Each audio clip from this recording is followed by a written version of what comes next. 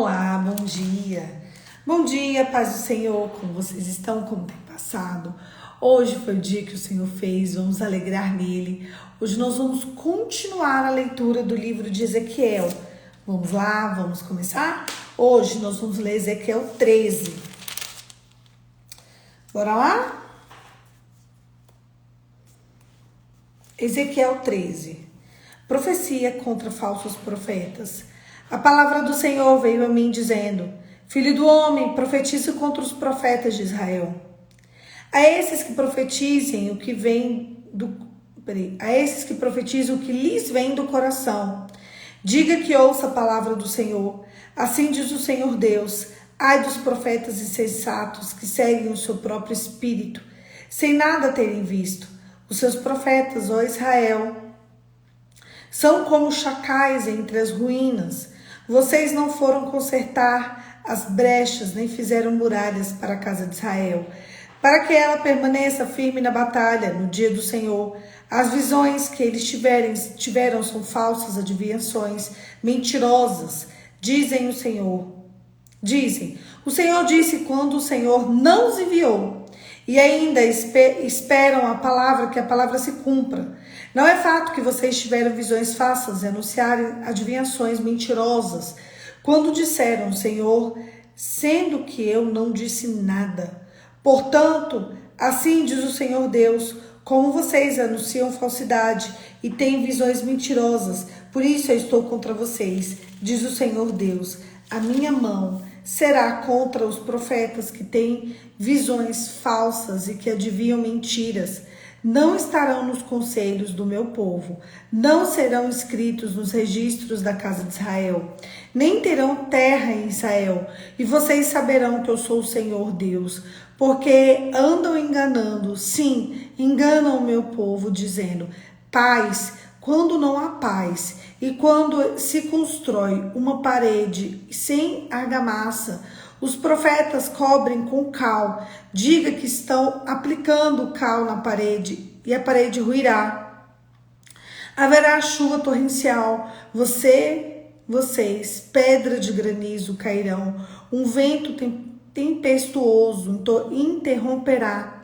Quando a parede cairá, certamente vão perguntar: onde está a cal que vocês caiaram?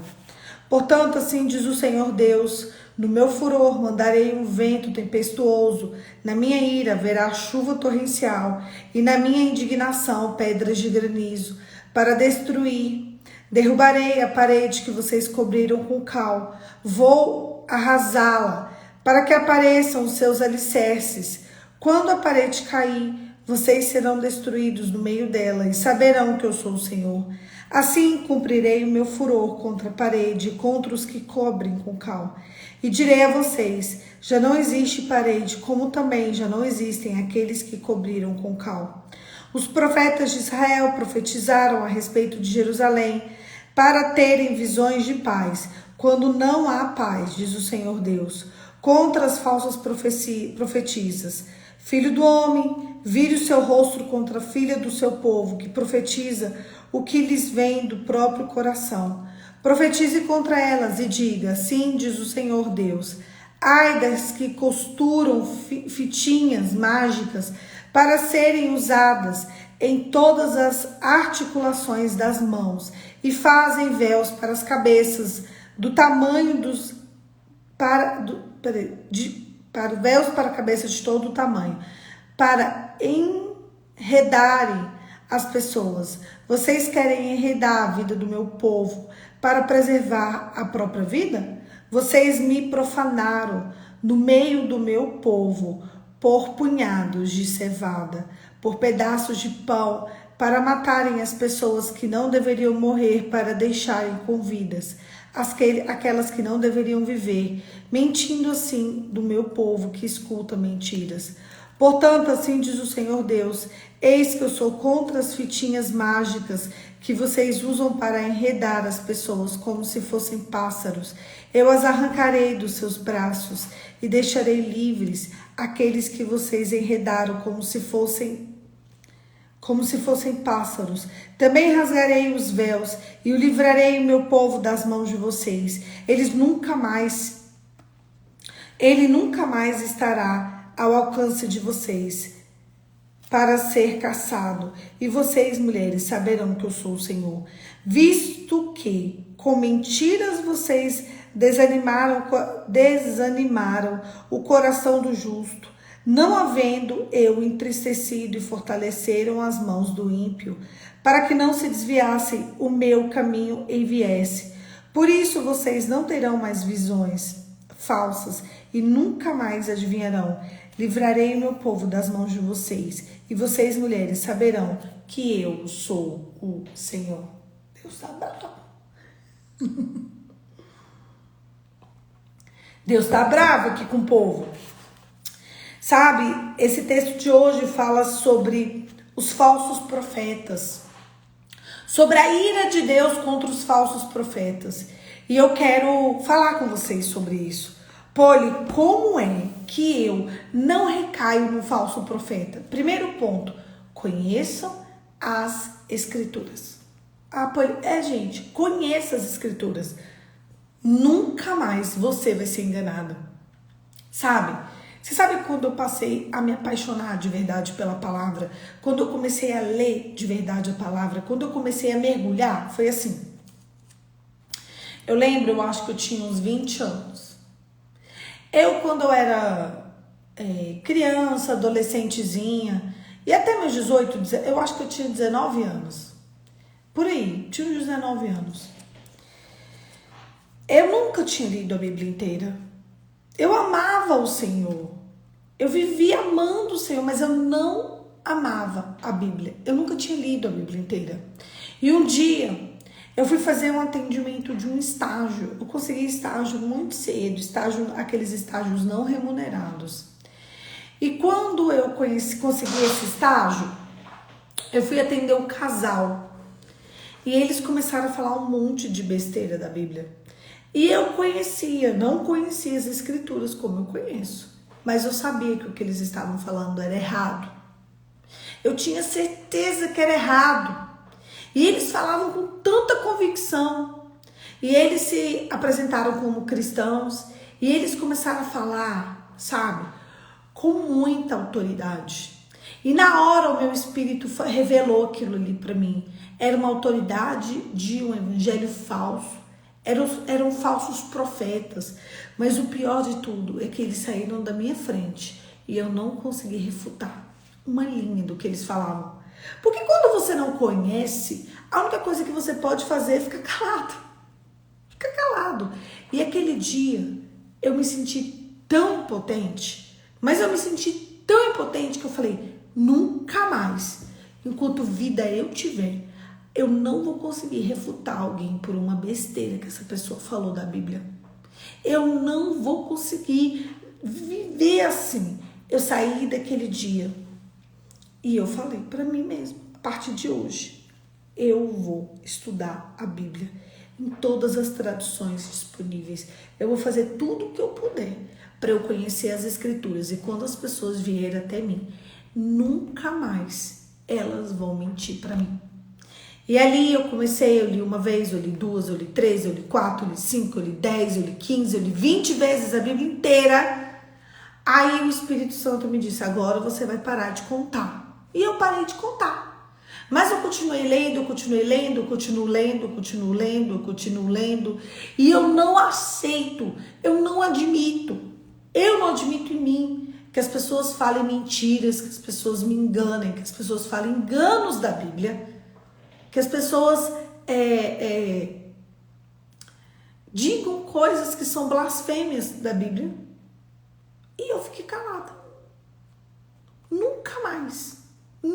E se tiver alguma coisa que eu não saiba, que tem bastante coisa que eu não sei, claro, eu vou lá e eu estudo aquilo ali, até aquilo ali entrar na minha cabeça. E eu não posso admitir viver o evangelho, que o mínimo, que é isso que me leva para a vida eterna, eu não conheci. Quando eu comecei esse projeto em 2020, esse ano, em julho desse ano, a gente está em finalzinho de abril, maio, junho, julho, daqui 3 meses. Fazem 3 anos que eu leio a Bíblia com vocês, todos os dias praticamente. Eu estive aqui com vocês 90% dos dias dos últimos 3 anos. Faça sol, faça chuva, fique frio, fique calor, eu fique doente. Gente, eu fiz devocional com o Covid. Os devocionais, se vocês pegarem os primeiros, uns lá embaixo, os devocionais mais curtos, tem devocional aqui de 4 minutos, de 8 minutos, de 5 minutos, são todos que eu estava muito doente. Se eu falasse com vocês mais do que 8 minutos, eu simplesmente não conseguia falar, o fôlego, eu perdia o fôlego, porque eu estava doente. Dali depois a gente foi colocando voltando a falar normal, até que tem devocional aqui de 1h30, quando o Instagram não breca a gente. Mas eu não permito. E quando eu comecei esse projeto, foi porque eu não queria que ninguém que passasse por aqui, ninguém que prestasse atenção nas escrituras, ninguém que não estudasse as escrituras, eu não queria que essas pessoas simplesmente não ouvissem a verdade sobre o Evangelho. Porque o que a gente faz aqui? A gente lê um capítulo inteiro da Bíblia. Depois que a gente lê um capítulo inteiro da Bíblia, a gente conversa sobre aquele capítulo. E para mim, devocional é isso. É você pegar, é você estudar, é você aprender, é você querer, é você decidir conhecer de verdade as Escrituras. Porque as pessoas leem versículos isolados e depois elas ficam perguntando para mim: por que isso aqui? Eu falo, lê o capítulo inteiro, lê o livro inteiro. Poliana, isso aqui, lê o livro todo, lê este livro todo. Eu vi um texto de Ezequiel, capítulo 13, versículo 23. Eu falo, não, lê tudo. Lê todo o Ezequiel 13. E se você não entender, lê do 1 até o 48. Tudo, lê todos os capítulos, porque aí você vai entender. Isso é estudar, isso é conhecer as escrituras. Esses dias, uma pessoa muito famosa no nosso meio, ele foi para Israel com a namorada, e aí ele batizou ela, depois ele pediu ela em casamento, e ele não é pastor. E aí as pessoas começaram a me perguntar, isso pode, isso não pode? Isso deve, isso não deve? Como assim? A pessoa não é pastor e batizou, né? Deixa eu contar uma coisa para vocês, foi o que eu disse. Um exemplo, isso não é antibíblico. Entenderam? Não é antibíblico. Porque existem regras na Bíblia que a gente tem que seguir, né? E existem instruções. Não é antibíblico. Porém, eu, Poliana, se eu não fosse batizada, eu só me batizaria com alguém que não fosse pastor, se eu estivesse, né, entre a vida e a morte. Que ali qualquer pessoa comum do povo poderia me batizar. Mas eles decidiram os dois, né? Ele é cristão, ela também. E ela não era batizada, e ele batizou a namorada e pediu ela em casamento. E foi uma simbologia muito legal. Não é antibíblico, para vocês verem. Aí as pessoas querem julgar, as pessoas querem criticar, mas o que eles fizeram não é antibíblico. Eu, Poliana, se eu não fosse batizada, eu gostaria de ser batizada por uma autoridade pastoral, porque eu respeito a autoridade. Porém, para ela isso não foi um valor, e nem para ele. Então, ok. Eles são pessoas muito famosas, eles conhecem muitos pastores, então poderia ser qualquer pastor. E eles decidiram, né, batizar ela ali. Então, a Paula perguntando, presbítero pode realizar batismo? Paula, depende da convenção da sua igreja, né? Assim, como eu falei, olha só, é bom a gente conhecer as escrituras porque não tem dúvida. A Bíblia não diz que não pode. A Bíblia não diz que tem que ser pastor, tem que ser presbítero, não, só tem que ser diácono. Não, a Bíblia não diz isso. A Bíblia diz que qualquer um pode batizar o outro em nome de Jesus, em nome do Pai, em nome do Filho e em nome do Espírito Santo. Tá exatamente assim. Se crer e for batizado, será salvo. E quando você vê as ordens do batismo, nenhum era pastor, assim, não é uma ordem que seja pastor. Mas isso, né, a gente tem que ler as escrituras e entender. E assim, o que eles fizeram foi antibíblico? Não foi. Mas eu faria? Não faria.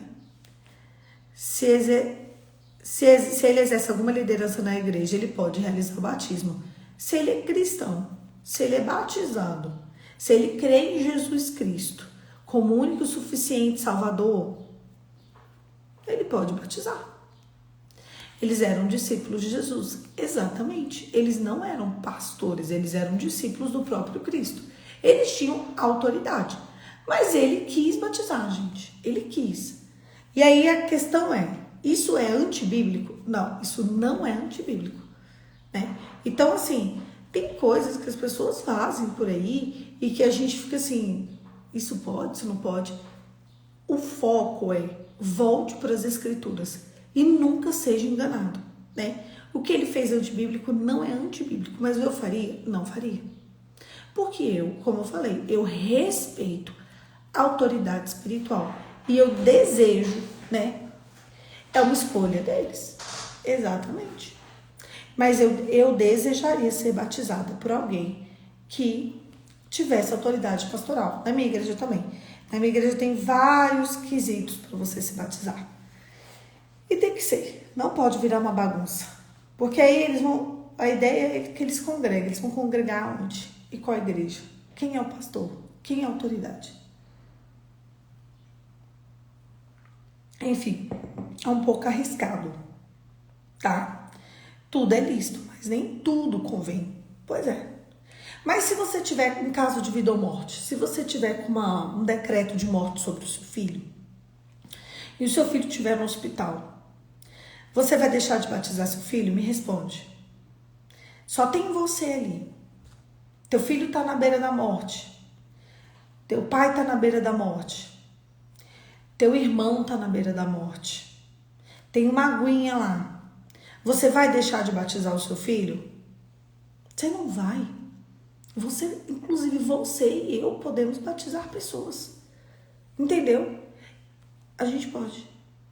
Ele pode, da mesma forma que a gente pode. Porém, eu só batizaria alguém se fosse no caso de vida ou morte. Estou com alguém no hospital. Estou sentindo que essa pessoa vai para o Senhor. Essa pessoa precisa se batizar. Ela não se batizou. Ela expressou o desejo dela de se batizar. Ela faz ali a profissão de fé dela. E ela batiza. E até eu tenho coragem de batizar alguém nessa situação. E todo cristão deveria ter coragem de batizar. Claro que seria legal, uma autoridade, né? Mas se não tem ali, tá só você. Aí você batiza.